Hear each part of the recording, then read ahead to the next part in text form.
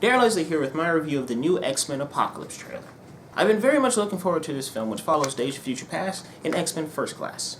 Both I love very much because they bring a very unique spin to the superhero genre. They're period piece superhero movies, and I really like that. The way these new actors bring these iconic characters to life is amazing, and maybe quite possibly there could be an argument that they're better than the previous roles.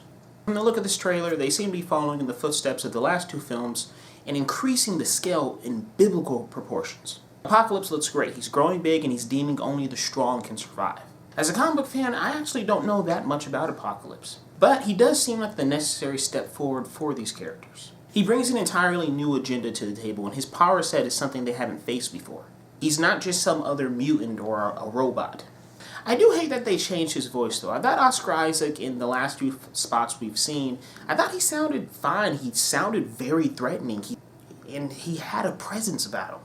In this one, they just switched his voice out. They dubbed him for a generic demon voice. You know, I'm going to destroy the world. I just wish they just kept his voice the way it was. I think he sounded fine, but, you know, they wanted this, so they got it. We see more of the Force, and I almost said it, more of the Force Awakens.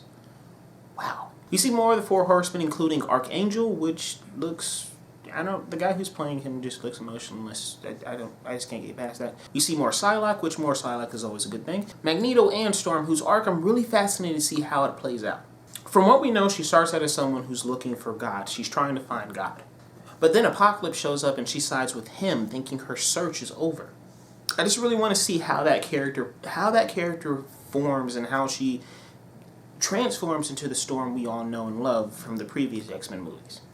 We see Psylocke versus Beast and more of the scene-stealing Quicksilver running through an exploding X-Mansion, I think. It seems like the X-Mansion is going to be laid to waste in this film, so Negasonic Teenage Warhead wasn't wrong when she said the X-Mansion constantly blows up. But it builds character, right?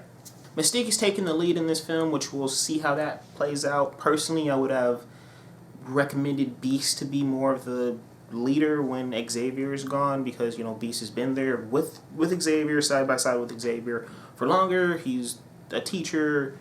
He can, you know, I guess he can rally. I guess maybe Mystique can rally them to fight better than Beast. I don't know, but I mean, I'm interested to see how Raven becomes Captain Mystique and leads the X-Men. So we'll see how that plays out. Side note: Jean is directing Cyclops like a turn against Storm with his laser beam, so I can't wait to see that. That looks awesome. I feel like X-Men Apocalypse is going to be the first real young superhero teen movie we see out of this era we're in with superhero movies. We have the teens leading the charge against the villain.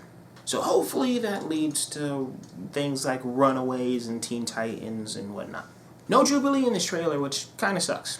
And leads to the confirmation that she will have more of a smaller part. And leads to the conversation. Damn it. And leads to the confirmation that she'll have more of a smaller part in this film.